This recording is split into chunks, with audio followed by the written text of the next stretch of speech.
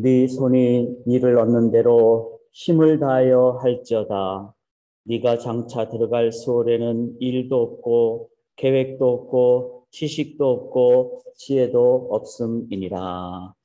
하나님께서 우리에게 주신 귀한 날, 그리스도 안에 있으면 새로운 피조물이라 하신 귀한 날, 오늘도 믿음으로 나아감으로 새로운 날로 살기를 간절히 소망합니다.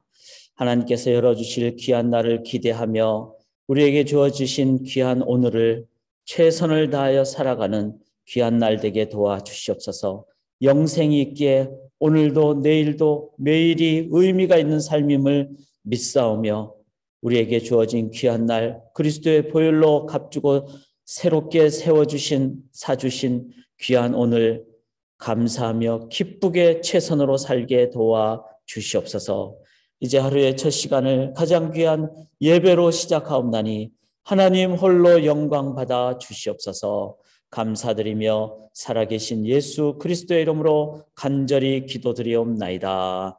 아멘. 찬양으로 하루를 열도록 하겠습니다. 새 찬송가 575장입니다. 575장 통일 찬송가 302장 주님께 귀한 것 드려 젊을 때 힘다하라. 이 젊을 때라는 것은 우리가 살아있는 동안 우리는 모두가 하나님 안에서 영생의 삶을 살기에 젊은 날 계속 살게 됩니다. 우리의 삶을 이 땅에 사는 동안에 귀한 것 드리기를 원합니다. 주님께 귀한 것 드려 젊을 때 힘다하라. 진리의 싸움을 할 때 열심을 다하여라. 모범을 보이신 예수 굽히지 않으셨네. 너희는 충성을 다해 주님을 섬기어라.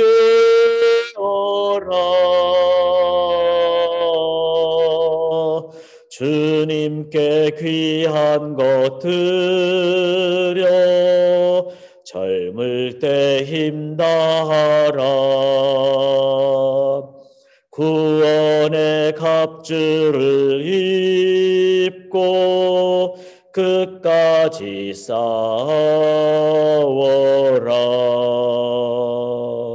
주님께 귀한 것 드려 내 몸과 내 마음도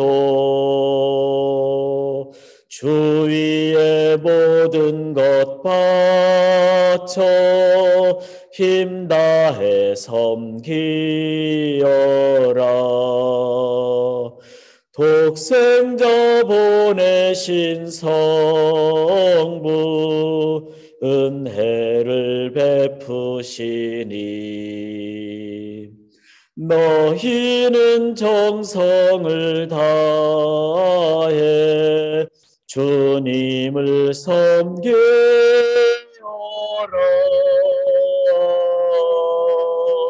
주님께 귀한 것 드려 젊을 때 힘다하라.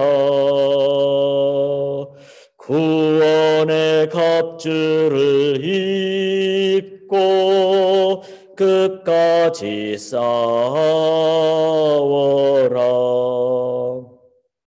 우리의 귀한 것 모두 주님께 바치어도 그 귀한 생명을 주신 주 은혜 못 갚겠네. 하늘의 영광을 버려 우리를 구했으니 너희는 마음을 다해 주님을 섬기어라.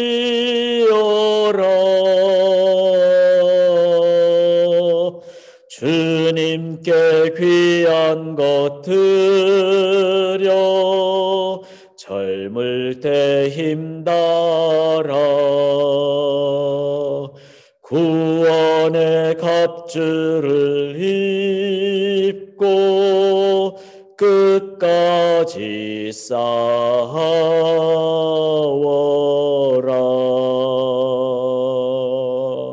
힘다해 끝까지 나가길 원합니다.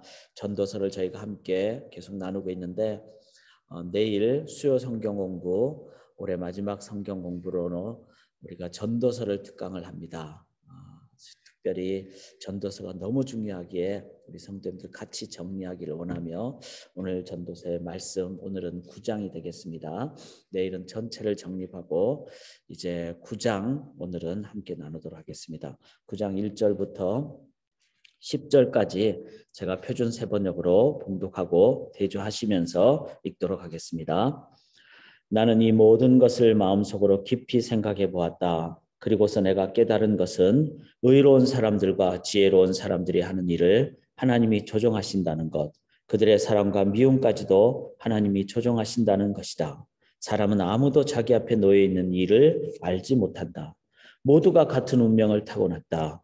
의인이나 악인이나 착한 사람이나 나쁜 사람이나 깨끗한 사람이나 더러운 사람이나 제사를 드리는 사람이나 드리지 않는 사람이나 다 같은 운명을 타고났다. 착한 사람이라고 해서 죄인보다 나을 것이 없고 맹세한 사람이라고 해서 맹세하기를 두려워하는 사람보다 나을 것이 없다. 모두가 다 같은 운명을 타고났다는 것, 이것이 바로 세상에서 벌어지는 모든 잘못된 일 가운데 하나다. 더욱이 사람들은 마음의 사악과 광증을 품고 살다가 결국에는 죽고 만다. 살아있는 사람에게는 누구나 희망이 있다. 비록 개라고 하더라도 살아있으면 죽은 사자보다 낫다. 살아있는 사람은 자기가 죽을 것을 안다. 그러나 죽은 사람은 아무것도 모른다. 죽은 사람에게는 더 이상의 보상이 없다. 사람들은 죽은 이들을 오래 기억하지 않는다. 죽은 이들에게는 이미 사랑도 미움도 야망도 없다. 세상에서 일어나는 어떠한 일에도 다시 끼어들 자리가 없다. 지금은 하나님이 네가 하는 일을 좋게 보아주시니 너는 가서 즐거이 음식을 먹고 기쁜 마음으로 포도주를 마셔라. 너는 언제나 옷을 깨끗하게 입고 머리에는 기름을 발라라. 너의 헛된 모든 날 하나님이 세상에서 너에게 주신 덧없는 모든 날에 너는 너의 사랑하는 아내와 더불어 즐거움을 누려라. 그것은 네가 사는 동안에 세상에서 애쓴 수고로 받는 몫이다. 네가 어떤 일을 하든지 내 힘을 다해서 하여라. 네가 들어갈 무덤 속에서는 일도 계획도 지혜도 없다. 살아계신 하나님의 말씀입니다. 죽음에 대해서 어떻게 정립하셨습니까? 좀 첫 시간부터 어려운 얘기지만 그러나 정립이 될 때 우리들은 오늘도 삶을 가장 귀하게 살게 됩니다. 그래서 부딪혀야 되고 정립해야 되고 그렇습니다.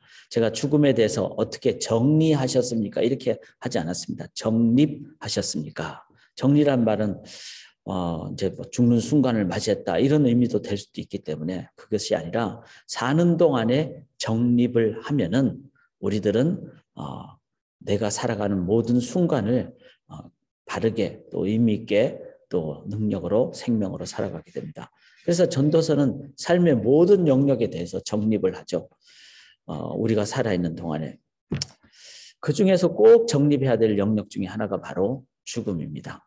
왜냐하면 누구나 맞이하고 또 슬프기도 하고 아프기도 하고 힘든 것이기도 하고 두렵기도 하는 것이기 때문에 그렇습니다. 그러나 죽음을 포함한 삶의 모든 영역을 우리가 정리를 해야 되는 이유는 바로 해 아래에 있는 삶의 모든 영역에 진정한 의미가 있을까 이거를 살펴보는. 근데 해 아래 중에서 가장 큰 어려운 영역이 바로 죽음이죠. 가장 어렵고 힘들고 슬프고 괴롭고 두렵고 그런 영역입니다. 그랬을 때 해결을 할 수 없다라고 우리가 인정을 한다면은 그러면 그 다음에 어떻게 해야 될까요? 우리 못한다. 그러니까 해 아래가 아니라 해 위로, 즉 하나님 앞으로 나아가는.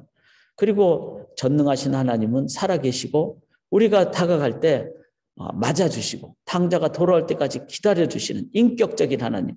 그래서 내가 다 찾아 헤맸을 때 없다는 것을 깨닫고 나의 깨달음 속에서 탕자가 집 나갈 때 붙잡지 않았죠. 말은 하지만 붙잡지 않습니다. 그냥 기다리시죠. 스스로 깨닫고 돌아올 때까지. 왜냐하면 그래야 본인이 인격적인 자의지로 하나님 앞에 나올 수 있기 때문에. 우리 자녀들이 우리와 함께 있는 동안에 스스로 이 부분을 정리를 하고 정립을 할 때 이제 부모를 떠나 뭐 타주로 가든지 직장을 잡아 어디로 가든지 본인이 이제 그 깨달음으로 신앙으로 나아가는 것이죠. 그것이 바로 해 위로, 즉 하나님께로 나아가는 삶입니다. 자, 그러면 그걸로 끝나는 것이 아니라 해 위에서 만난 하나님을 그 생명으로 이제는 다시 해 아래로, 그 영역 중에 하나가 뭐죠? 죽음의 영역이랍니다. 그러니까 이 죽음을 이제는 하나님 안에서 정립하고 해 밑으로 이제 나올 때 우리가 살아가는 현재적인 삶을 우리들은 어떻게 살게 될까요? 자, 이것이 오늘 저희가 함께 나눌 기본적인 방향이 되겠습니다. 자, 나는 죽음에 대해서 어떻게 정립하셨습니까? 한번 스스로에게 한번 물어보시고요. 그리고 우리 본문을 한번 나아가기로 합니다. 자, 1절 한번 보시면요. 이 모든 것을 내가 마음에 두고 이 모든 것을 살펴본 적. 자, 모든 것이라 그랬습니다. 모든 것을 진지하게 다 살펴보는. 그게 바로 해 아래 우리가 가져야 될 자세죠. 그런데 그 중에 하나가 의인들이나 지혜자들이나 그들의 행위나 모두 다 하나님의 손안에 있으니 사랑을 받을는지 미움을 받을는지 사람이 알지 못하는 것은, 자, 기본적으로 이제 전도서 9장까지 왔으니까 모든 영역을 다 살펴봤어요. 그랬을 때 이 모든 것 위에 계신 하나님, 해 위에 계시는 그 하나님 안에 있다는 것을 알게 됩니다. 그분은 우리가 있기도 전에 계획하셨고 창조하셨고, 그리고 우리가 가장 해결하기 힘든 죄의 문제도 해결하시고, 죽음 이후에 다시 오시는 영생으로 부활로 인도하시는 하나님, 그 하나님 안에서 우리가 정립해야 될 또 하나가 뭔가 하면은 바로 사람이 알지 못하는 것은 모두 그들의 미래의 일들이라. 자, 미래의 일들이 뭐죠? 그 중에 하나가 바로 내가 언제 이 세상을 떠날까? 죽음에 관한 영역이죠. 이 영역에 대해서는 2절에 보면은 모든 사람에게만 그 모든 것이 일반이라. 다 이거를 피할 사람이 없죠. 의인이든 악인이든 선한 자든 깨끗하든 깨끗하지 아니한 자든 제사를 드린 자와 제사를 드리지 않은 자는 어떤 자들이든지 이들에게 모두가 죽음의 문제는 일반이죠. 다 동일하게 맞이하게 되는. 그리고 이 부분에 대해서는 누구도 뭐 재산이 많든 적든 건강을 하든 안 하든 결국은 다 죽게 되니까. 그래서 이 부분에 대한 정립을 할 때 우리는 동일한 고민을 하고 있는 사람들을 향해서 우리들이 대답자로 나아갈 수가 있는 것입니다. 3절을 보시면은 모든 사람의 결국, 이 결국이라는 것은 이 땅에서의 삶의 마지막인 그 결론은 이제 죽음이죠. 모두가 다 똑같다는 겁니다. 일반이라. 이것은 해 아래 생하지는 모든 일 중에 악한 것이니 곧 인생의 마음에는 악이 가득하여 그들의 평생에 미친 마음을 품고 있다가 후에는 죽은 자들에게로 돌아가는 것이라. 자, 죽음에 대해서 일반적인 사람들은 다 어떤 마음을 갖고 있는 것이죠? 그건 두렵고 힘들고 어렵고, 그래서 죽음을 정립하지 못한 자의 삶은 삶 자체가 이제는 막 그 두려움 가운데 살거나 막 살거나 아니면 열심히 살아도 죽는 순간 이거 정도만 하고 나는 끝이야 라고 적당하게 포기하거나, 어떤 의미는 일반 종교는요 그렇습니다. 일반 종교는 그걸 조금 포장을 하죠. 그래서 삶은 이런 거야, 죽음이 인생의 하나의 결론이야 라고 받아들여라 라고 얘기를 하거나, 이거는 운명이야 그렇게 하거나, 아니면은 윤회적인 관점으로 다시 또 태어날 수 있을 거야 라는 소위 말해서 희망 고문을 주는 그런 것이 일반. 그래서 이것을 평생에 미친 마음을 품고 있다가 이렇게 과도하게 표현했지만 실은 그렇죠. 죽음에 대한 정립이 되지 않으면은 막 살거나 쾌락으로 살거나 적당하게 타협하거나 적당하게 포기하거나 적당하게 희망을 갖거나, 이 모든 것이 실은 우리 속에 해결되지 않는 삶의 모습으로 나아가는 그런 모습이라는 겁니다. 진지하게 우리의 삶을 우리가 봤을 때 과연 이렇게 살아가는 삶이 맞는 삶인가? 그렇게 살다가 죽으면 괜찮은데 그걸 너무 하는 게 아닌가? 너무 하는 게 아니죠.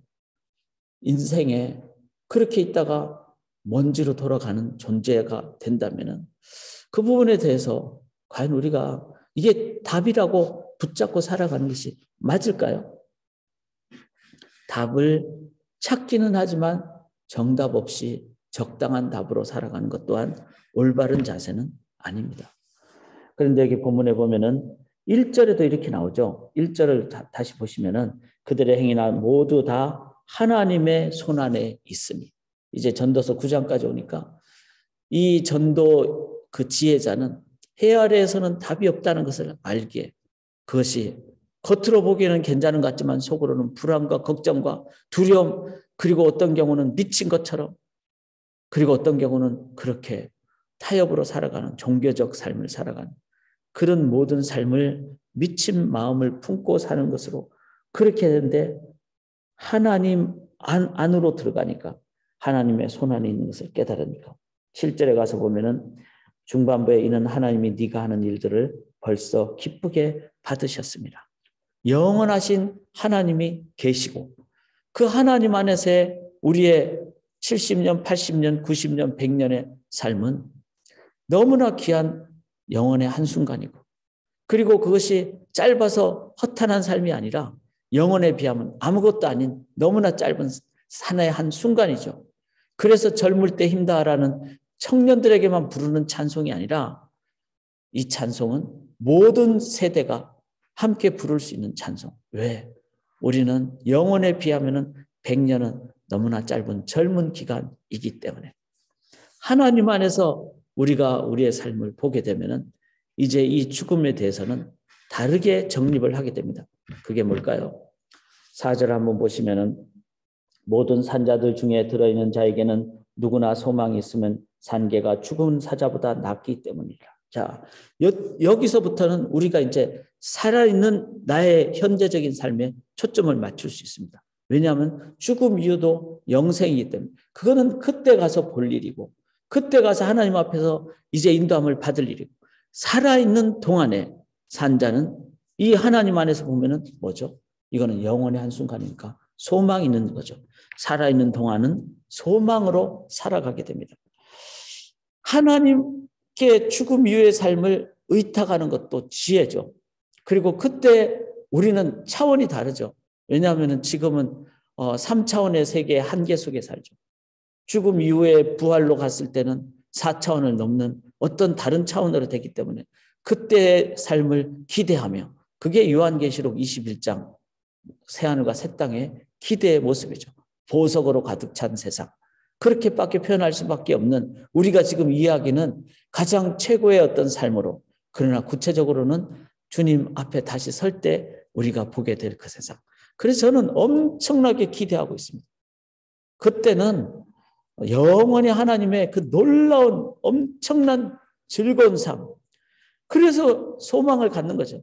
뿐만 아니라 내가 지금 살아있는 이 땅, 이 삶에도 이제는 삶의 어떤 상황을 만나든지 이거는 하나님 안에서 다 가치가 있고 의미가 있고 인도함을 받는 삶이라는 것을 깨달을 때, 자, 4절에 다시 읽습니다. 모든 산자들 중에 들어있는 자에게는 누구나 소망이 있으면 산계가 우리는 살아있는 동안이니까 5절에 산자들은 죽을 줄 알되 죽은 자들은 아무것도 모르고 죽음 이후에는 그때 가서 우리가 봐야 될 상황이니까 우리가 살아있는 동안에 내가 죽음이 있다는 것을 알지만 안다는 것은 지금 살아있는 것을 의미하는 것이기 때문에 6절에 그들의 사랑과 미움과 시기도 없어진 지 오래이니 해 아래 생하는 모든 일 중에 그들에게 돌아갈 모습은 영원히 없느니라. 죽음 이후에는 그때 가서 봐야 될 일이지만 지금 있는 살아있는 삶의 모습은 너무나 중요하고 의미가 있는 하나님 안에서 영원히 가는 그것이기 때문에 죽음에 정립이 안 된 사람은 없어질 것이니까 그 없어질 것을 못하러 삽니까? 그렇게 정말로 강력하게 스스로에게 물어야 됩니다. 그러나 하나님 안에서 죽음에 대한 영생으로 인도받는 사람은 지금 살아있는 삶이 끝이 아니라 영원의 한순간이기 때문에 모든 순간이 의미가 있고 소망이 있다는 것입니다. 그렇기 때문에 7절에 너는 가서 기쁨으로 네 음식물을 먹고 즐거운 마음으로 내 포도주를 마실지어다. 자, 음식물이라는 것은 일상이죠. 먹고 마시는 일상. 일상이 기쁜 거예요. 어느 순간이든지 어떤 상황이든지. 그래서 반복되는 일상이 지루하다. 이게 아니라 하나님 안에서의 한순간 한순간 오늘 매일이 직장 가서 일하는 것도 즐겁고 자 직장에서 죽기 위해서 일한다면 그 재미가 없죠. 돈 벌기 위해서 일한다면 어느 정도까지는 기쁘겠지만 그게 나에게 참 만족을 못 주니까 지루하고 따분하고 휴가나 가고 싶고 이렇죠. 그러나 하나님 안에서의 영혼의 한순간에 하나님 나라 건설의 삶이 직장 안에서 이루어진다. 이걸 생각하면 우리는 직장 생활도 기쁘고 그런데 그 하나님이 평가를 어떻게 합니까? 상대평가하지 않잖아요. 그냥 우리에게 주어진 최선을 다하는 것을 하나님이 그대로 절대평가하시는 입장이시기 때문에 그러니까 최선 다하면 되는 거예요. 그리고 남과 비교하지 않습니다. 분복대로 은사대로 소명대로 그렇게 사는 거죠. 그렇기 때문에 먹고 마시는 나의 일상이 아주 기쁘고 즐겁고 이게 하나님 안에서 삶을 정립한 하나님 나라 백성의 기쁜 삶이라는 것입니다. 그래서 오늘도 여러분 물 한 방울 마시는 것도 감사하고 기쁘고 그것이 진정한 죽음을 정립한 사람의 삶의 모습입니다. 8절을 보시면은 내 의복을 항상 희귀하며 내 머리에 향기름을 그치지 아니하도록 할지니라. 자, 의복을 항상 희귀하며 좀 이 부분에 대해서는 조금 좀 돌아봅니다. 옷에 대해서 그렇게 신경을 안 쓰는 입장이지만 이 부분도 그게 아니구나. 너무 막 이렇게 명품을 걸치는 그걸로만 해서는 안 되겠지만 가끔 명품도 입어보는 소망도 갖고 그리고 내 머리에 향기름, 포마드를 바르든 젤을 바르든 머리 좀 이렇게 외모에 어떤 신경도 쓰고 자 반대로 죽음에 대해서 정립이 안 됐기 때문에 그냥 이 땅에 사는 동안 멋지게 살자면 그건 나쁜 것이죠. 그러나 영원의 한순간에 오늘 매일을 사니까 기쁘니까 의복도 항상 희귀하는 이거는 깨끗하게 한다는 뜻이죠. 그리고 내 삶을 외모적인 부분까지도 감사하며 최선으로 그렇게 살아가는 멋지게 예쁘게 살아가는 삶. 이게 얼마나 하나님 안에서의 그것은요. 과도하지도 않을 뿐만 아니라 감사하면서 내 내면을 외적으로 표현하는 이게 전인적인 삶 아닙니까? 이런 부분 또한 정립을 한 사람의 자세라는 겁니다. 9절을 보시면은 내 헛된 평생의 모든 날 곧 하나님이 해 아래서 내게 주신 모든 헛된 날에 자 이건 좀 문학적인 표현을 잘 이해를 해야 됩니다. 하나님 안에 있기 때문에 인생에서 그냥 일반적으로 보면 헛된 날이지만 하나님 안에서는 어떤 거죠? 헛되지 않은 영혼의 한순간이죠. 그래서 네가 사랑하는 아내와 함께 즐겁게 살지어다. 그것이 네가 평생의 해 아래서 수고하고 얻은 네 몫이니라. 그래서 가족과 함께 배우자와 함께 복된 가정을 꾸리며 사는 삶. 죽음을 정립했기 때문에 영원한 하나님 앞에서 그 영생의 삶을 생각할 때 나에게 주어진 이 땅에서의 가정은 하나님 주신 최고의 선물의 영역이죠. 그래서 가정을 꾸리며 즐겁게 사는 삶. 자, 독신으로 사는 사람들에게는 이 구절이 어떻게 해석이 돼야 될까요? 그것은 하나님 아버지 안에서 또 주의 공동체 안에서 그리고 꼭 가정이 내가 홀로 살지만 친척과 아니면 주 안에 공동체 형제 자매들과 이런 부분까지도 함께 한다는 것을 우리가 생각할 때 우리에게 주어진 모든 관계적인 영역도 기쁘게. 자, 죽음이 정립이 되면은 모든 상황이 소망입니다. 그리고 일상이 기쁨입니다. 감사하며 최선을 삽니다. 그리고 나에게 주어진 관계 속에서도 감사하며 기쁘게 살아갑니다. 이렇게 할 때 어떻게 합니까? 바로 10절에 보면은 결론적으로 네 손이 이를 얻는 대로 힘을 다하여 할지어다. 죽음에 대한 정립이 이제는 더 이상 끝이 아니라 영혼으로 들어가는 엔터런스 도어, 문을 넘어가는 상황임을 기억할 때 오늘 나에게 주어진 삶은 하나님께서 주신 복된 삶이고, 그리고 힘을 다하여 사는, 즉 즐겁게 최선을 다하는 삶. 사람들은 최고가 되기 위해서, 아니면 남들 평가를 통과하기 위해서 그렇게 괴롭게 사는데, 노예처럼 사는데, 그것이 아니라 하나님 안에서 즐겁게, 그러면서도 허랑방탕 쾌락이 아니라 최선을 다해서 사는 삶. 이것이 바로 해 아래로 내려온 삶의 모습입니다. 사랑하는 여러분, 전도서는 우리의 삶의 중요한 원리를 얘기합니다. 그리고 그 원리는 그냥 이론이 아니라 실제 우리의 삶에 능력을 줍니다.